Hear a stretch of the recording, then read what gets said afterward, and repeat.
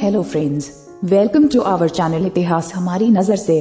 दोस्तों, इस चैनल पर आप देखेंगे इतिहास और धर्म से जुड़ी कुछ कहानियाँ और उन कहानियों से जुड़ी हुई कुछ रोचक जानकारी। ऐसे ही आज की हमारी वीडियो का विषय है कहानी महर्षि दधीचि की देवताओं की प्राण रक्षा के लिए किया था अपनी स्त्रियों का दान। बार देवराज इंद्र के मन में अभिमान पैदा हो गया, जिसके फलस्वरूप उसने देव गुरु बृहस्पति का अपमान कर दिया। उसके आचरण से क्षुब्ध होकर देवगुरु इंद्रपुरी छोड़कर अपने आश्रम में चले गए। बाद में जब इंद्र को अपनी भूल का आभास हुआ तो वह बहुत पछताया, क्योंकि अकेले देवगुरु बृहस्पति ही ऐसे व्यक्ति थे जिनके कारण देवता दैत्यों के कोप से बचे रहते थे। पश्चाताप करता इंद्र देवगुरु को मनाने के लिए उनके आश्रम में पहुंचा। उसने हाथ जोड़कर देवगुरु को प्रणाम किया और कहा, आचार्य, मुझसे बहुत बड़ा अपराध हो गया था। उस समय क्रोध में भरकर मैंने आपके लिए जो अनुचित शब्द कह दिए थे, मैं उनके लिए आपसे क्षमा मांगता हूँ। आप देवों के कल्याण के लिए पुनः इंद्रपुरी लौट चलिए। हम सारे देव मिलकर आपकी भली भांति सेवा। इंद्र का शेष वाक्य अधूरा ही रह गया, क्योंकि देवगुरु अपने तपबल से अदृश्य हो चुके थे। इंद्र ने उनकी बहुत खोज की, किंतु जब देवगुरु का कुछ पता न चला तो वह थक हार कर इंद्रपुरी लौट गया। दैत्य गुरु शुक्राचार्य ने जब यह समाचार सुना तो उन्होंने दैत्यों से कहा, दैत्यों, यही अवसर है जब तुम देवलोक पर अधिकार कर सकते हो। आचार्य बृहस्पति के चले जाने के बाद देवों की शक्ति आदि रह गई है। तुम लोग चाहो तो अब आसानी से देवलोक पर अधिकार कर सकते हो। उचित अवसर देखकर दैत्यों ने अमरावती को चारों ओर से घेर लिया और चारों ओर मारकाट मचा दी। इंद्र किसी तरह जान बचाकर वहां से भाग निकला और पितामह ब्रह्मा की शरण में पहुंच गया। वह करबद्ध होकर ब्रह्मा जी से बोला, पितामह, देवों की रक्षा कीजिए। दैत्यों ने अचानक हमला करके अमरावती में मार काट मचा दी है। वे चुन चुनकर देव योद्धाओं का वध कर रहे हैं। मैं किसी तरह जान बचाकर यहाँ तक पहुँचा हूँ। पितामह ब्रह्मा आचार्य बृहस्पति के देवलोक छोड़ जाने की बात सुन चुके थे। बोले, यह सब तुम्हारे अहंकार के कारण हुआ है। देवाराज, अब भी यदि तुम आचार्य बृहस्पति की मना सको और उन्हें देवलोक में ले आओ तो वे दैत्यों पर विजय प्राप्त करने का कोई उपाय तुम्हें बता देंगे। मैं अपनी भूल पर बहुत पश्चाताप करता उन्हें खोजने के लिए गया था पितामह, किंतु मेरे देखते ही देखते वे अपने तपोबल से अदृश्य हो गए। इंद्र ने कहा, आचार्य तुमसे कुपित है। इंद्र, ब्रह्मा जी ने कहा, अब जब तक तुम उनकी आराधना करके उन्हें स्वयं सम्मान पूर्वक देवलोक नहीं ले जाओगे, वे अमरावती नहीं आएंगे। फिर क्या किया जाए पितामह? आचार्य का कुछ पता ठिकाना भी तो हमारे पास नहीं है। उन्हें खोजने में समय लगेगा। तब तक तो दैत्य संपूर्ण अमरावती को जलाकर राख कर देंगे। इंद्र की बात सुनकर ब्रह्मा जी ने अपने नेत्र बंद कर लिए। वे चिंतन में डूब गए। कुछ देर बाद उन्होंने अपने नेत्र खोले और इंद्र से कहा, इंद्र, इस समय भूमंडल में सिर्फ एक ही व्यक्ति है जो तुम्हें इस आपदा से मुक्ति दिला सकता है, और वह है महर्षि त्वष्टा का महाज्ञानी पुत्र विश्वरूप। अगर तुम उसे अपना पुरोहित नियुक्त कर लो तो वह तुम्हें इस संकट से मुक्त करा देगा। ब्रह्मा जी ने उपाय बताया। पितामह का परामर्श मांगकर देवराज इंद्र महर्षि विश्वरूप के पास पहुँचे। विश्वरूप के 3 मुख थे। पहले मुख से वे सोमवल्ली लता का रस निकालकर यज्ञ करते समय पीते थे, दूसरे मुख से मदिरा पान करते तथा तीसरे मुख से अन्न आदि भोजन का आहार करते थे। इंद्र ने उन्हें प्रणाम किया तो महर्षि ने पूछा, आज यहाँ कैसे आगमन हुआ? देवराज, आप किसी विपत्ति में तो नहीं फंस गए? आपने ठीक अनुमान लगाया है मुनि श्रेष्ठ। इंद्र ने कहा, देवों पर इस समय बहुत बड़ी विपत्ति आई हुई है। दैत्यों ने अमरावती को घेर रखा है। चारों ओर त्राही त्राही मची हुई है। विश्वरूप मुस्कुराए, बोले, तो देवों और दैत्यों का पुराना झगड़ा है। देवराज, दोनों हो महर्षि कश्यप की संतानें हैं, इसलिए कोई एक दूसरे से छोटा नहीं बनना चाहता। तुम्हारे इस झगड़े में मैं क्या कर सकता हूँ? देवों को इस समय आपकी सहायता की आवश्यकता है मुनि श्रेष्ठ। सिर्फ आप ही उनका भय दूर कर सकते हैं। इस प्रकार इंद्र ने जब विश्वरूप की बहुत अनुनय विनय की तो विश्वरूप पिघल गए। उन्होंने देवों के यज्ञ का होता पुरोहित बनना स्वीकार कर लिया। वे बोले, देवों की दुर्दशा देखकर ही मैंने आपके यज्ञ का होता बनना स्वीकार किया है।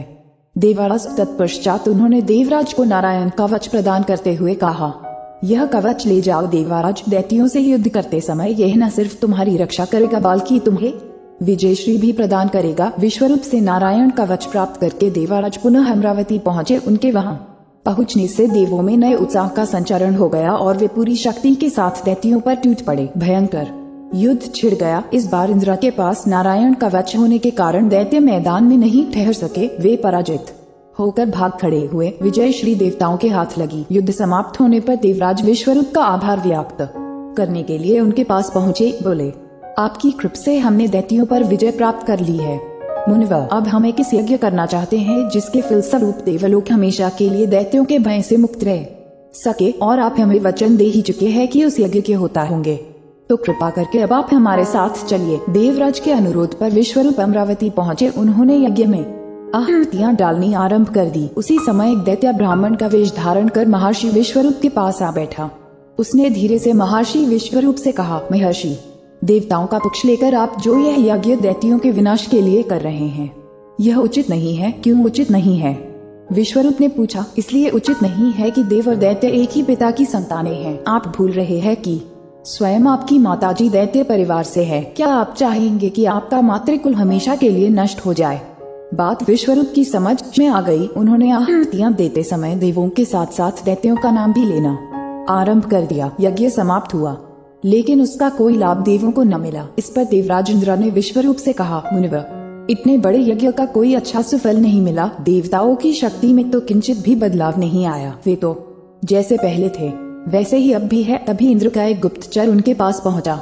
उसने इंद्र को बताया, यज्ञ का सुफल कैसे मिलता? देवराज, मुनिवर देवों के साथ साथ दैत्यों को भी तो आहुतियां देते रहे हैं। इस यज्ञ का जितना लाभ देवों को मिला है उतना ही दैत्यों को भी मिला है। गुप्तचर के मुख से यह समाचार सुनकर इंद्र गुस्से से भर उठे। उन्होंने तलवार निकाली और ऋषि विश्वरूप पर झपटे। ढोंगी ऋषि, तूने देवों के साथ विश्वासघात किया है। यज्ञ देवों ने कराया और तू आहुतियां अपने मातृकुल के लोगों को देता रहा। अब मैं तुझे जीवित नहीं छोड़ूंगा। कहते हुए उसने तलवार के एक ही वार से विश्वरूप के तीनों सिर काट दिए। इंद्र द्वारा एक ब्राह्मण की यज्ञ स्थल पर ही हत्या किए जाने की सर्वज्ञ निंदा होने लगी। देवों के साथ साथ ऋषि मुनि और ब्राह्मण भी उसे धिक्कारने लगे। इंद्र, तू हत्यारा है, तूने ब्रह्म हत्या की है। तेरे जैसे व्यक्ति को इंद्र पद पर बने रहने का कोई अधिकार नहीं। तेरे लिए यही उचित है कि किसी कुएं या बावली में कूदकर अपने प्राणों का विसर्जन कर डाल। आदि आदि नित्य प्रति की धिक्कार और प्रताड़ना सुनकर इंद्र दुखी रहने लगा। उधर जब यह समाचार महर्षि त्वष्टा तक पहुंचा तो वे बेहद क्रोधित हुए। गुस्से दहाड़ते हुए बोले, इंद्र की ऐसी हिम्मत कैसे हुई कि वह मेरे पुत्र का वध करके इंद्रासन पर बैठा रहे? मैं उसे मिट्टी में मिला दूंगा। मेरे पुत्र की हत्या करने का परिणाम उसे भोगना ही पड़ेगा। त्वष्टा उसी दिन यज्ञ करने के लिए बैठ गए। यज्ञ की समाप्ति पर यज्ञ वेदी से एक पर्वत के समान आकार वाला दैत्य प्रकट हुआ। उसके एक हाथ में गदा और दूसरे में शंख था। उसने झुककर ऋषि को प्रणाम किया। ऋषि ने उसको नाम दिया वृत्रासुर। आज्ञा दीजिए ऋषिवर। वृत्रासुर ने सिर झुकाकर कहा, वृत्रासुर, तुम तत्काल अमरावती जाओ और कपटी इंद्र के साथ साथ समस्त देवताओं का विनाश कर दो। महर्षि त्वष्टा ने क्रोध से कांपते हुए आदेश दिया। त्वष्टा का आदेश पाते ही वृत्रासुर वायुवेग से देवलोक की ओर उड़ चला। वृत्रासुर ने अमरावती में पहुंचकर देवों का विध्वंस करना शुरू कर दिया। जो भी सामने आता वह निःसंकोच होकर उसका वध कर डालता। उसने अमरावती में ऐसा कोहराम मचाया कि देवता त्राही त्राही कर उठे।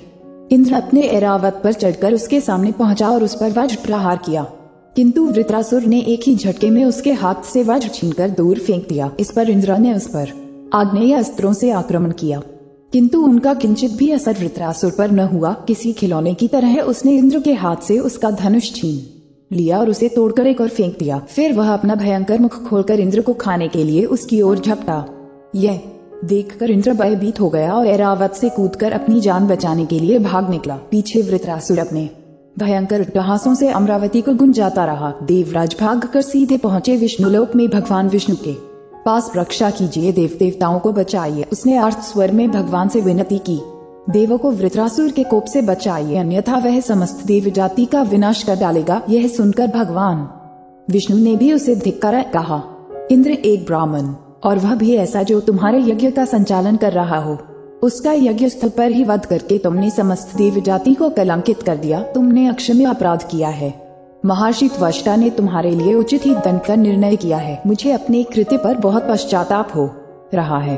प्रभु, मैं उस समय क्रोध में अंधा हो रहा था, इसलिए ब्रह्म हत्या जैसा पाप कर बैठा। मुझे क्षमा कर दीजिए और मुझे उस महाभयंकर दैत्य से मुक्ति दिलाइए। इंद्र ने शर्मिंदगी भरे स्वर में कहा। देवेंद्र श्रीहरि बोले, इस समय में तो क्या स्वयं भगवान शिव अथवा ब्रह्मा जी भी तुम्हारी रक्षा नहीं कर सकते। तुम्हारी रक्षा तो पृथ्वी पर एक ही व्यक्ति कर सकता है। वह कौन है? देव महर्षि दधीचि। विष्णु बोले, सिर्फ वे ही तुम्हारी रक्षा कर सकते हैं। तुम महर्षि दधीचि के आश्रम में जाओ और उन्हें प्रसन्न करके किसी तरह उनके शरीर की हड्डियां प्राप्त कर लो। फिर उन हड्डियों से वज्र बनाकर यदि तुम वृत्रासुर से युद्ध करोगे तो विजयश्री तुम्हें ही मिलेगी। भगवान विष्णु का परामर्श मानकर इंद्र दधीची के आश्रम में पहुंचा। महर्षि दधीची उस समय समाधि लगाए बैठे थे। उनकी कामधेनु उनके निकट खड़ी थी। इंद्र महर्षि की समाधि भंग होने की प्रतीक्षा करने लगा। फिर जब महर्षि ने अपनी समाधि भंग की तो उनकी दृष्टि गर्भवती खड़े इंद्र पर पड़ी। महर्षि ने हंसते हुए पूछा, देवेंद्र, आज इस मृत्युलोक में तुम्हारा आगमन क्यों कर हुआ?